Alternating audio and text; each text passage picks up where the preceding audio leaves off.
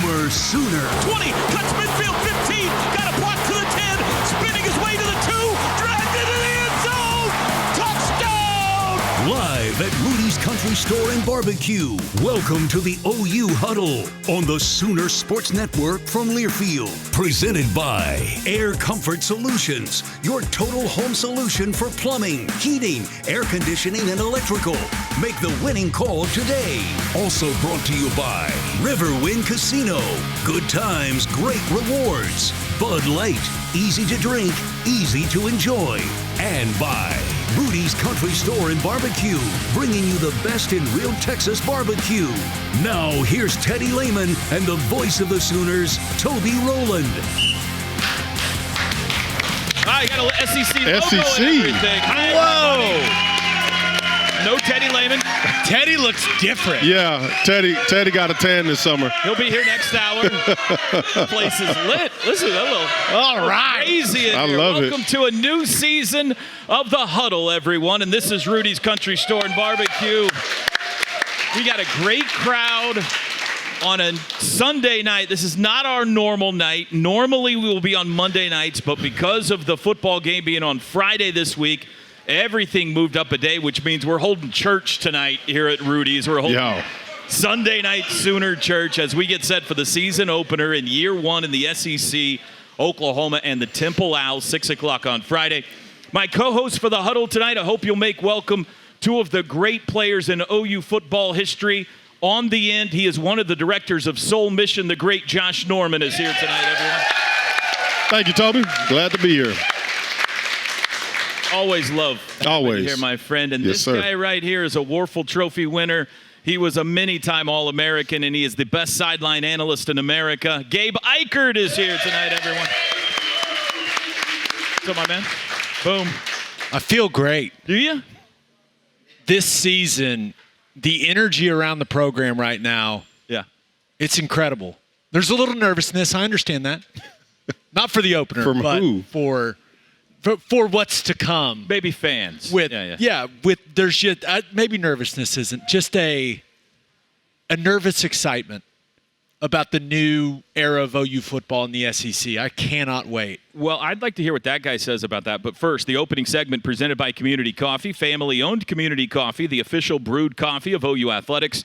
Taste the difference family makes at Community. What is the feeling inside the walls of the Switzer Center right now? Oh, man. So I asked some of the guys last week, and it is a very deep conviction of I'm ready. Like they're ready, man. It was actually I get goosebumps thinking about their reaction. But man, as Coach Venables has said time and time again, like these guys love the grind, they love the work, man. And so that's half the battle, just showing up with the right mindset every day. And every day they show up with the right mindset. They put the work in. They had a great summer, great off season, great camp, and I truly believe that they're ready to go, man.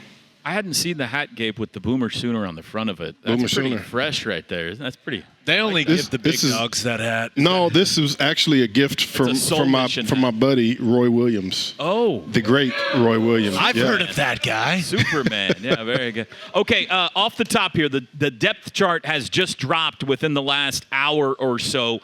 We now know who will be the starters and backups and third string even going into week one. So let's kind of break it down, Gabe. We'll start this segment on the offensive side of the ball and with the quarterbacks. Jackson Arnold, the starter. Michael Hawkins, second string. Casey Thompson, third string. No oars in there at all. Nothing surprising, really, right? Not at all. And I think most people were looking at that QB2, Josh, to see what that picture was going to look like behind Jackson Arnold. And Michael Hawkins has been excellent. He's impressive. He was really good in spring. He was even better in training camp. They are extremely excited about his future and what he can be as a player. Now, clearly, Jackson Arnold is the starting quarterback. This is his football team. He's going to go out there first every single time this season and get to prove what he can do. But when you look at the room as a whole, I think we're in a better place at quarterback this season than we were a year ago. And that's not a slight against Dylan Gabriel. I think Dylan is... You got a guy that's third string that started OU Texas on the other side of the Red River. And an extremely experienced player that is in that room helping these young guys get better from the, from a mental and a physical standpoint. But I think Jackson Arnold has a higher ceiling than Dylan Gabriel did. I think when you look at Jackson's talent, once again, that's not a slight at Dylan Gabriel. That's more of a compliment to Jackson Arnold. But I think Michael Hawkins is further along than Jackson was at this time a year ago. Yeah, I'd agree with that. Mike, man, him coming in mid-year was really big for him.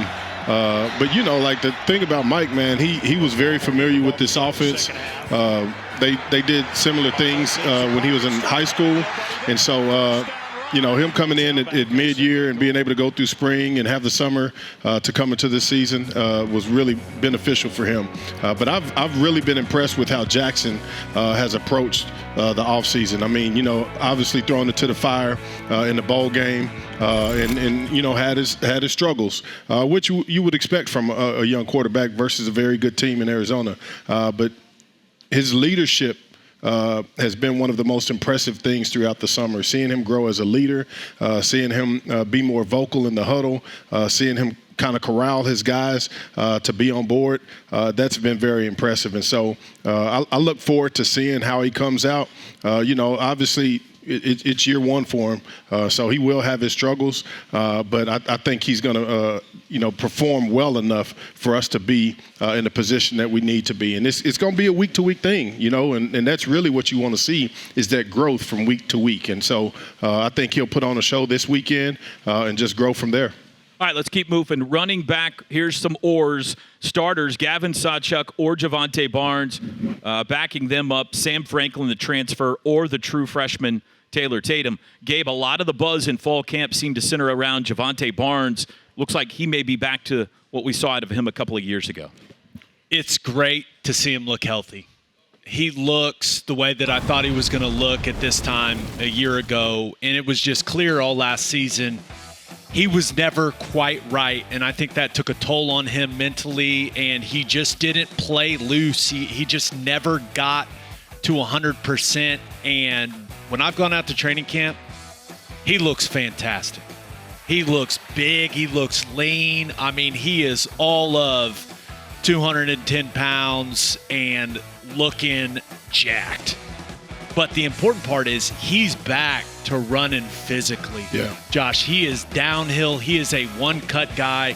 He is my type of running back. And I think the balance of him and Sawchuk it's got me really, really excited about what that duo can be in the backfield this season. No question, man. If I could pick out one player out of the 100-plus guys on the team that really stood out more than anybody, it was Javante Barnes. Wow. In training camp. He looks really, really good. I mean, when he's getting the ball, like you said, he's running physical. He's very explosive. He looks like he's shot out of a cannon, just like we saw, a little bit his freshman year. And so, like you said, Gavin, he's trusty dusty, man. He's the guy who's been there. Mr. Reliable. Yeah, Mr. Reliable. He's going to get you the tough yards. He's going to, have some big gains and stuff like that.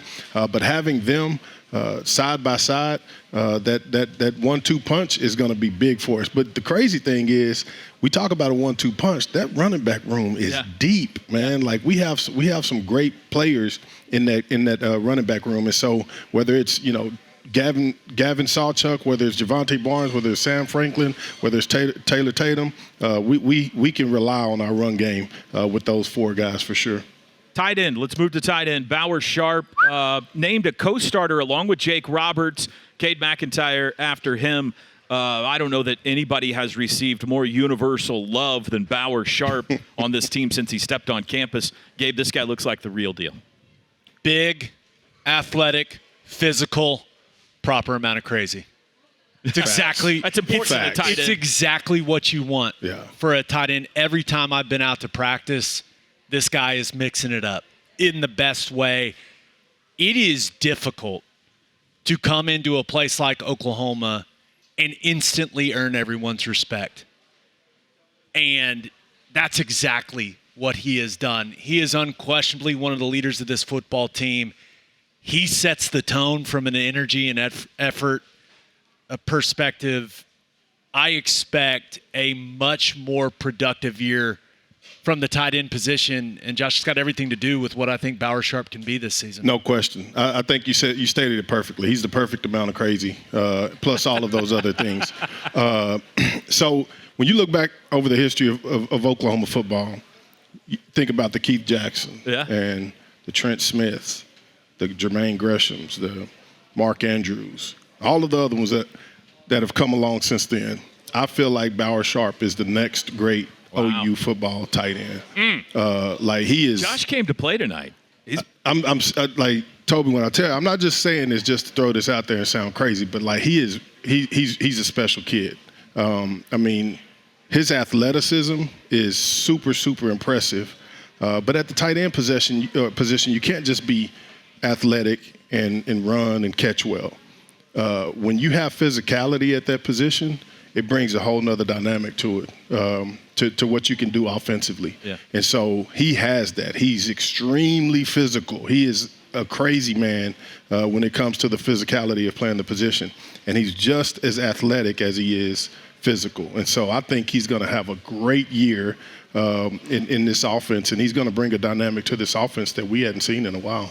And I'm excited about Jake Roberts as well. Sure. It's a guy that's played a ton of football, and knows how to play college football at a high level, can do everything well, and it just gets me excited about what type of personnel groupings Seth Luttrell and Joe John Finley can throw out there on the field.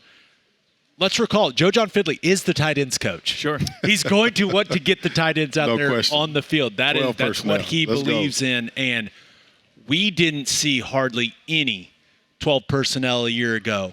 12 personnel is my favorite personnel grouping in all of football. We're going to see plenty of it this season with Bauer Sharp and Jake Roberts. 12 personnel, 1 running back, 2 tight ends. Look at you. Your favorite personnel grouping, mine as well, and it's a defensive coordinator's least favorite personnel Why is grouping. that? It's just hard to defend. Got to decide if whether you get too play tight, base or nickel. you got to balance up. It's just tough to do. And so if you got a guy like Bauer Sharp who's super athletic, and then you got a guy like Jake Roberts who's super effective in the run game and the pass game, it's really hard to defend. Okay, got to keep going. Wide receivers, no surprise. Deion Burke's named the starter in the slot. Jalil Farouk at one wideout. And then Brennan Thompson or Nick Anderson at the other. A couple of things jumped out at me here, Gabe. One, Jalil Farouk must be healthy. That's great to see. We thought he was, but this confirms it. And Brennan Thompson named a co-starter with Nick Anderson at the other wide spot.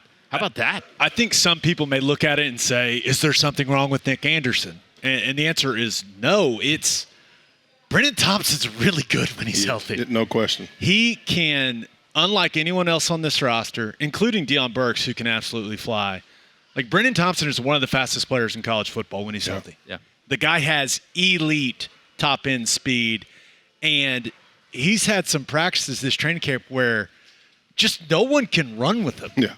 No one can keep up with him, and Jackson Arnold could throw the football really far down the field. So I think it's a really exciting development to see Brendan's name at the top of that depth chart. Absolutely, man. It's been really impressive to see him work, man, through the offseason, through the summer. And so, if you would have been there throughout the winter workouts and throughout the spring ball and throughout the summer, like it's no surprise to see him having the success that he's having. When it comes to our receiver room, like my heart goes out to Coach Jones because I've literally asked him numerous times, like, how do you manage this room, man? Because you have so many options. Like, it's like put their names in a hot hat and draw them every series if that's what you want to do, because we're really deep in that position. And so, obviously we've seen what Nick Anderson brings to the table, but it's great to have somebody like BT in the fold this year. I hate that Jaden Gibson is going to miss the season. One major injury we've heard out of I think he was going to have a great year on the outside for this football team, but that creates other opportunities for other guys. And I think that has only enhanced the competition in that room you're talking about, Josh. Yeah, man. And I hate that for Jaden. Man, I hate that for him so much. But like you said, it's just opened up opportunities for other guys to be able to show what they can do. Jaden to bounce back, and he'll have a great year next year. But this year, man, I'm really excited about what we have in our receivers. Okay, let's clear the dance floor. This is the Gabe Eichert segment here. Offensive line: Michael Tarquin, left tackle; Jacob Sexton or Heath Ozida, or no, Jacob Sexton, left guard; Branson Hickman, the SMU transfer, at center; Fabechi Wiwu, right guard; Jake Taylor or Spencer Brown at right tackle. I don't know who's banged up and who's not for the opener, but anything surprise you here? No. As long as everyone is healthy and ready to go for the opener, which, BV has been, he's been pretty encouraging with his public statements on that everyone will be available. If they're not, we'll see what the lineup looks like. But I think the thing that has stood out to me about the offensive line in training camp is Michael Tarquin. I did not expect him to be a starter for this football team when he got here in the spring. USC transfer. He is playing so much better at Oklahoma than what he put on tape at USC a season ago. And he's been very consistent. He's physical. He's added weight and strength. He's done everything right. And that has allowed Bill Bedenbaugh to get a little more creative with trying out some of these lineups and these combinations, and Sexton's versatility to be able to bump into guard. It's about getting your best five out of there on the field. Yeah. You've got a couple of games, and not to overlook Temple or Houston or Tulane, but you've got these 3 games to really find what combination works the best. I expect to see as many as 8 or 9 guys play in those 3 games, and then once Tennessee comes to town, we'll see if there's a 5 that really stick. I'm just really happy to see Fabechi Wiwu make the starting lineup. Oh, my gosh. Fun name to say. And he's 6'4", 339, which is just fantastic.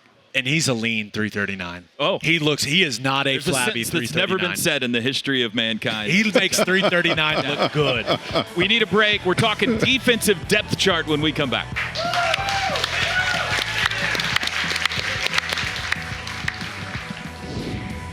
The Huddle is brought to you by Rudy's Country Store and Barbecue, bringing you the best in real Texas barbecue. Walden Cleaners and Laundry, where the difference is quality. Riverwind Casino, good times, great rewards. Bud Light, easy to drink, easy to enjoy.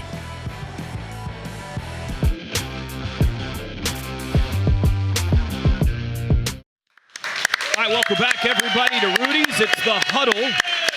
Coming up next hour, we'll be joined by Sooners head coach Brent Venables, as well as Butkus Award winner Teddy Lehman. I'm here with Gabe Eichert and Josh Norman. Let's move to the defensive side of the depth chart. It was just unveiled about 5 o'clock tonight, the depth chart for the Sooners for Game 1 of the season. On the defensive line, Ethan Downs starting at one end, R. Mason Thomas at the other. In the middle, true freshman Jaden Jackson named a starter at defensive tackle. No or there. And a nose tackle, Dominic Williams or DJ Terry. Gabe, the thing that jumps out at me is just the depth on this defensive line, which everybody's been craving for a long time now. Size and depth. You look at the weights at the edge position. You look at the weights, especially in the interior. This is what we've been asking for. Yeah, and you're going to need it in the SEC. And you're absolutely going to need it. And you got to give Brent Venables, Todd Bates, Miguel Chavis credit for recognizing what was coming year 1 in the SEC and going out and getting the guys that are going to be able to hold up in that conference. And getting Dominic Williams out of the portal was massive.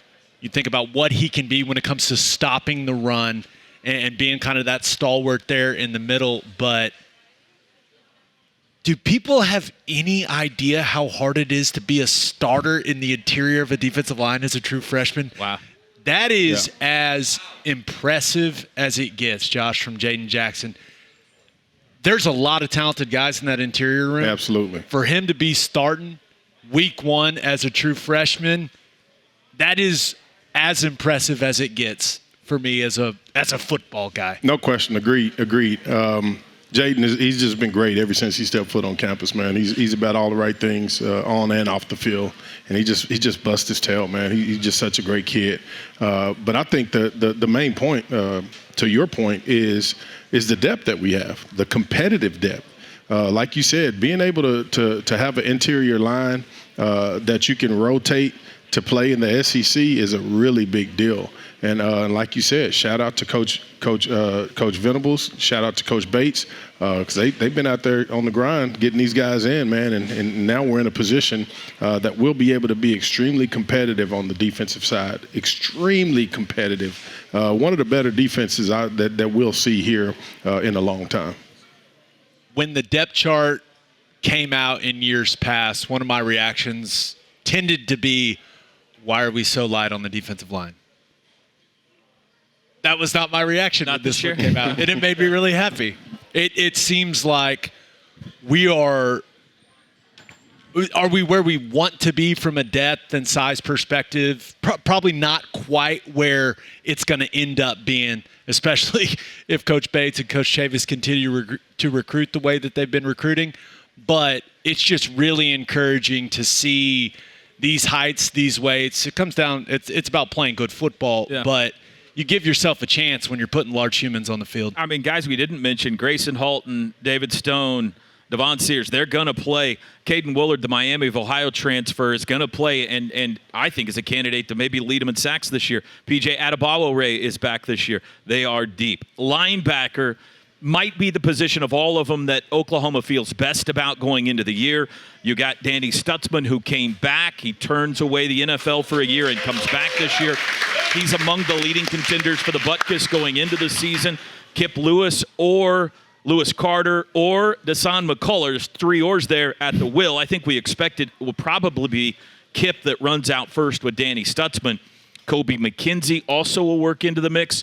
But once again, Josh, they've got great depth at linebacker. Absolutely. I mean, three of those guys you named, or I guess four of those guys you named, contributed a lot last year with Stutzman, Kip Lewis, Kobe McKenzie, and who's the fourth one that you said? McCullough. Yeah, Dasan McCullough. I mean, they all were major contributors. And Jaron Kanek. And Jaron Kanek, that's the other one. They were all great contributors last year. And so to see their growth under another year under Coach Venables and with Zach Alley coming in, that's been glaring that they've grown. And the scheme that they're playing in under Coach Alley, man, it's a complex scheme, obviously, that he's learned from Coach Venables, but the way he's calling it is different. And so I think we're going to see a different variation of the same defense with a lot of guys who played in the defense last year able to make a lot of plays. I listened to your podcast on the drive down. You guys did some bold predictions. One of yours was that Kip Lewis would lead the SEC in tackles for loss this year. That's a bold prediction. Yeah, it is. Explain yourself. Well, Edgerrin Cooper from Texas A&M led the Southeastern Conference in TFLs last season with 17. Stutzman had 16. And I know that there's a step up in the competition when you're talking, the week-to-week level of talent that OU's going to see this year, especially with how difficult the schedule is. But if I'm an offense and I'm game planning for Oklahoma's defense, I'm looking at that defense and I'm going, we need to take 28 out of the game. Yeah, where's Danny Stutzman? Where's Stutzman? We need to make sure we have a hat on Stutzman or two at all times. And Kip Lewis, he's in that Will Backer position, which is kind of the playmaking position traditionally in Brent Venables' defense. So my thought process was, number one, Kip Lewis has gained a ton of weight. He can still fly. He's got 225 now? That's what I've been told. Yep. And he's all there. He can absolutely fly. And I think he has great football instincts. That guy was running around at like 200 pounds last year towards the end of the season making plays. And I think that if teams focus on Stutzman as much as I think they will, you combine that with Kip's talent and now the size that he has, I think he can make a lot of plays behind the line of scrimmage. If teams are focusing on Stutzman as much as you say, they're going to have a hard time with Kip Lewis. because, like I'm telling you, the kid can play. The kid can go, especially with him packing on that weight like he has, man. His instinct to get to the ball, he's really crafty at defeating blocks, and so he's going to make a whole lot of plays. The linebacking core in general is going to make a lot of plays, but Kip, man, it's not that big of a gap between him and Stutzman. All right, producer Grant Wade says I got to pick it up. Cheetah, Kendall Dolby's been the starter from day one of fall camp. Nobody's talking about him. He may, at the end of the year, end up being one of the stars of this defense. He's excellent. More of a corner-type body, playing in that Cheetah nickel position. He can cover, but remember what Venables told us about his tackling? He tackles like a rattlesnake. Like a rattlesnake, right? Which I've never heard. Rattlesnakes do not have arms. He just gets you on the ground, but they bite. Yeah, yeah, he gets you on the ground, and he's been fantastic. Kind of the wire starter at that Cheetah spot. And it's crazy, man. Like when you think about it, like we're just so deep in so many positions, which is different from what we've seen the past couple of years. And so, whether it's Deshaun, whether it's some of the other, like the young guys like Reggie, like we're really deep at the Cheetah position. Sammy Omasigo. We're really deep at that position, in every position in general. But yeah, I mean, Kendall, he came on really strong towards the end of last year, and he's only gotten better and continued to progress. 5 starters were named at corner, so we'll see who runs out there. It's Kenai Walker or Woody Washington on one side, Des Malone or Gentry Williams or Jacoby Johnson at the other. This isn't that surprising to me, Gabe, because BV sounds like he loves all these guys. So we'll see who wins the job. We'll see who plays the best. Yeah.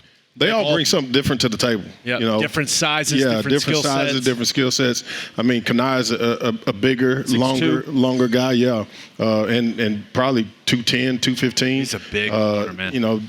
Gentry, we all know him. He played well. Then you got Jacoby Johnson, who's probably the most athletic guy on the team. 6'2" as well. 6'2". Yeah. And Woody, I mean, the old man, who's just been old faithful. And so the good thing is, like, it has the either or. Throw any of them out there. They're all going to play. We're in a good position with those guys right now. Safety, Billy Bowman, no surprise, named starter at strong safety. Really? That's right. 6 picks last year, 3 to the house. He's among the Thorpe Award favorites going into the year. And Peyton Bowen or RSJ, Robert Spears Jennings, at the other. You also have 3 freshmen true freshmen on the 2 deep at safety in Jaden Hardy, Reggie Powers, and Michael Boganowski. Boganowski is huge.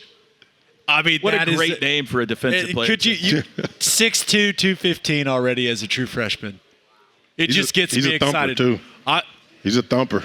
The training camp practice I was out, that man sent a running back into the protocol. Like, I was like, good. He will strike you. Going to play. Billy Bowman might be the best player on the team. Yeah. I mean, and I'm over here just glowing about Boganowski. Yeah. By the way, we don't have a segment for kickers, but it's still an or between Zach Schmidt or Tyler Keltner at place kicker. And the return men, Billy Bowman and Jalil Farouk on kickoff return, Peyton Bowen on punt return. We'll see how that goes. Got to get a weekend. team some love, man. Yeah, that's right. Yeah. We'll take a break. We're talking Temple, the week 1 opponent, when we come back on the Huddle. Log on to Soonersports.com/kids for information about joining the Sooner Junior Kids Club, presented by OG&E and brought to you in part by Orthodontics exclusively, Map is Home, and Devon Energy. OU's 2024 football games are available on Exitos 96.5 FM in Oklahoma City and 101.5 FM El Patron in Tulsa, as well as on those stations' websites. Each OU Spanish broadcast will feature a 30-minute pregame show and a 15-minute postgame show. The best place to gear up for game day is shop.soonersports.com.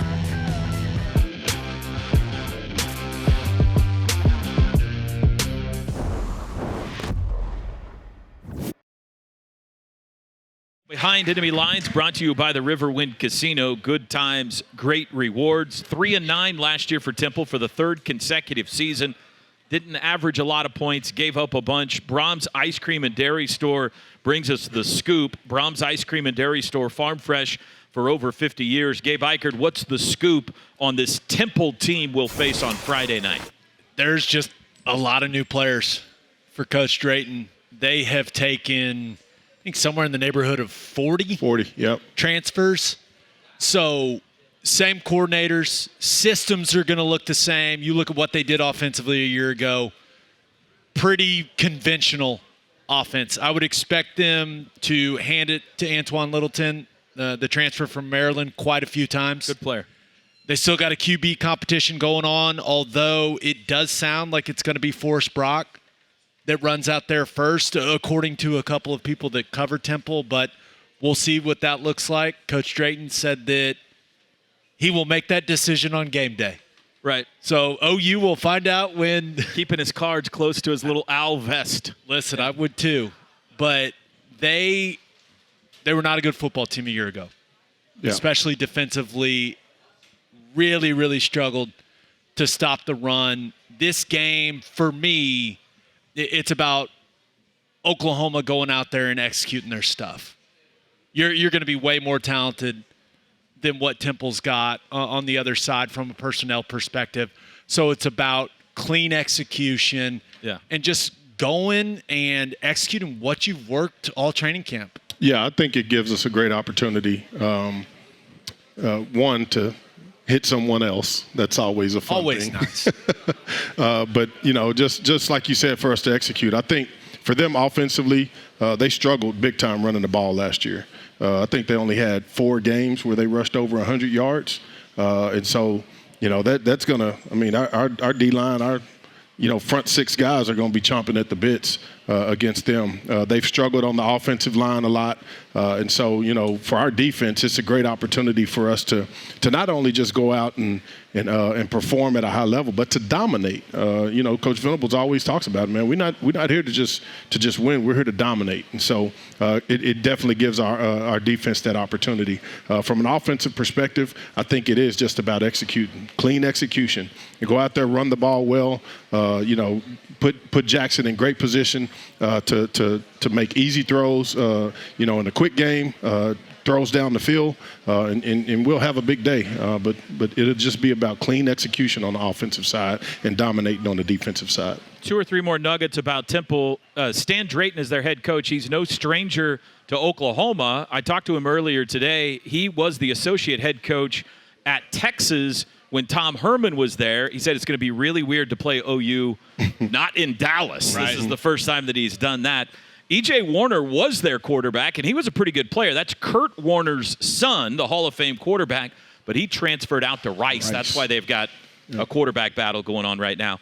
And they were last in the country last year in takeaways. They had 5 takeaways all year, 3 interceptions all season.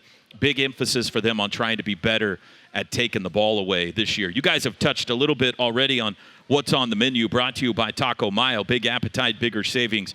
Download and save today. What do you want to see from the Sooners, Gabe? It's all about them in this game. They just got to go out there and execute their stuff, and I'm sure they would love to maybe keep a single digit on their side of the scoreboard. On the other side, I want to see what the bread and butter runs are going to be now that Seth Luttrell is calling the plays. Mm-hmm.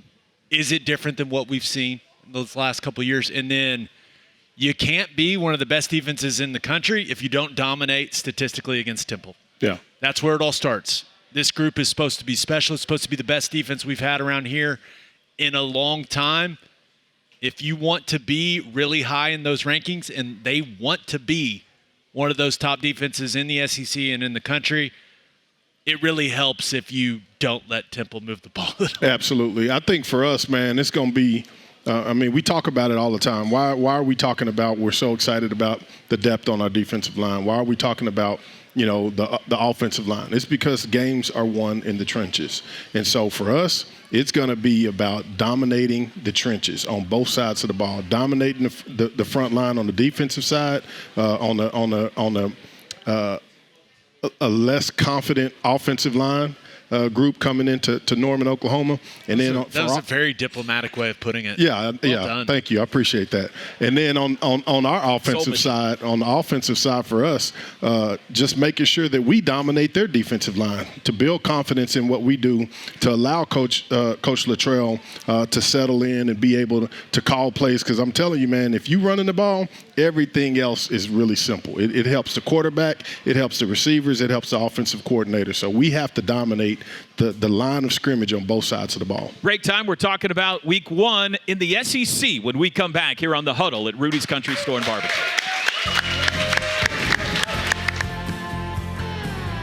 Network affiliates across the state and region. Fans can check out Soonersports.com for an affiliate in your area. And if you're traveling outside the state of Oklahoma, you can listen to all the action on either SiriusXM Radio or download the Varsity Network app and listen free. Taco Mayo. Big appetite, bigger savings. Download and save today. Air Comfort Solutions, your total home solution for plumbing, heating, air conditioning, and electrical. Make the winning call today.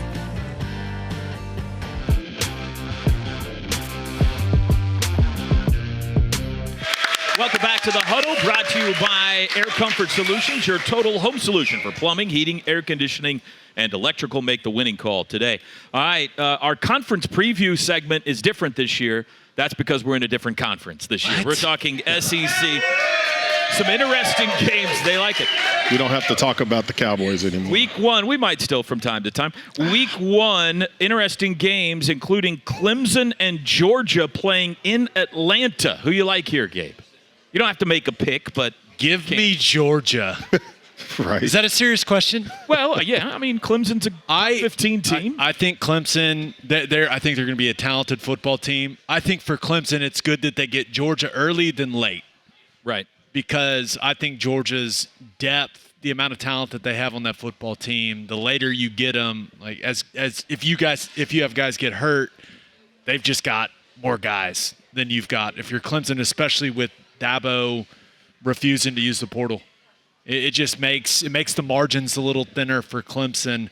I think the first half, I think it's going to be a competitive game. I expect Georgia to pull away in the second half. Josh, let me throw some others at you. Yeah. You comment on what you like. Miami is at Florida this week in the Swamp. Yeah. Notre Dame goes to Texas A&M in week 1. And then on Sunday, USC and LSU will play in Las Vegas.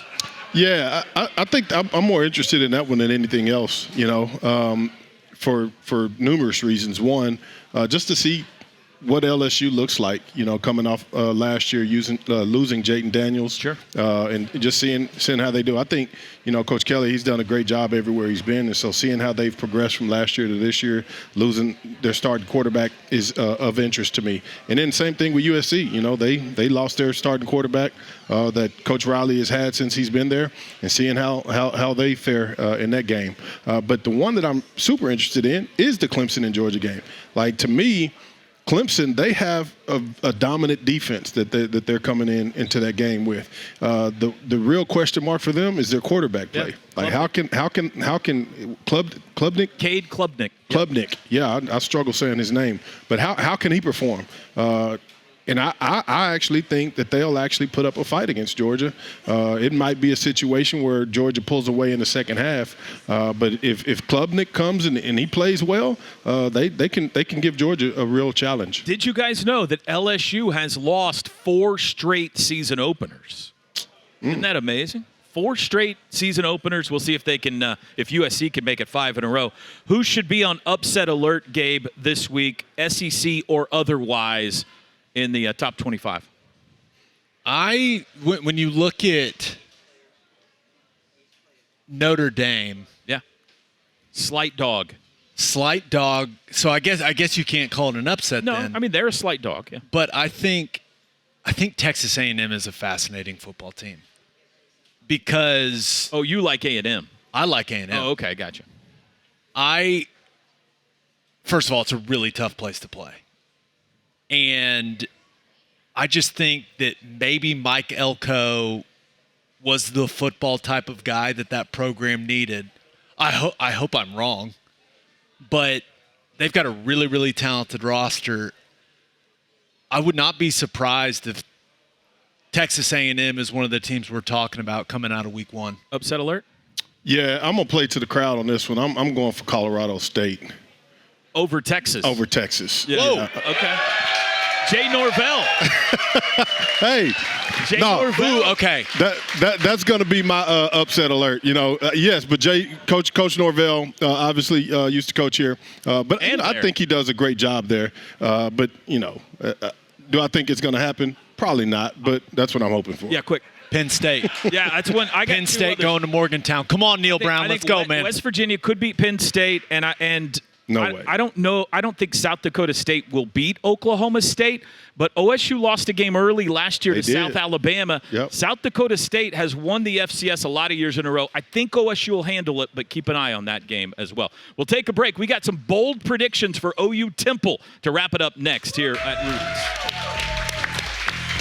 Thank you to our cornerstone television partners, OU Health, OG&E, Fowler Auto Group, and Coca-Cola.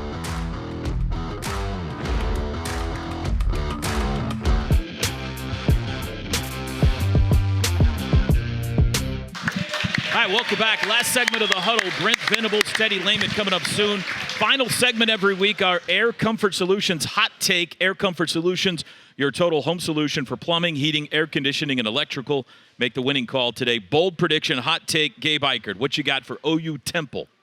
I don't know how long Jackson Arnold's going to play in the game, but I want to see him push it down the field. I'm going to go 5 pass plays of over 20 yards for Jackson Arnold. Is that bold enough? 5 completions of 20-plus yards for Jackson. Correct. I feel that seems like a lot in an opener. It. We're going to run it a ton, right? Yeah, that's good. I think we rush for 200 yards, and I think we have at least 3 turnovers. Forced 3 turnovers. Forced. Rush, yes. 200 yards. Yes. We have 3 turnovers. 3 turnovers. Oh, that will be good. My bold prediction, my hot take is going to be that this season starts in the greatest possible manner for Brent Venables. OU's going to pitch a shutout on Friday night. I like that. 0 on the scoreboard. I like that. Against Temple. It's hard to do because you never know when something cuts loose or late in the game or whatever, but I think we're going to start with a shutout. I agree.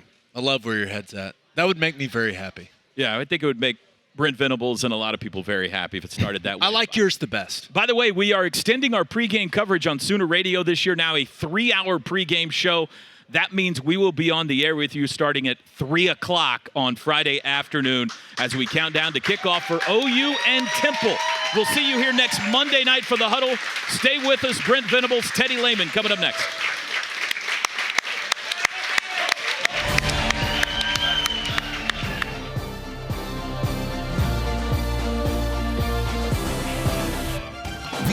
Huddle has been brought to you by Rudy's Country Store and Barbecue, bringing you the best in real Texas barbecue.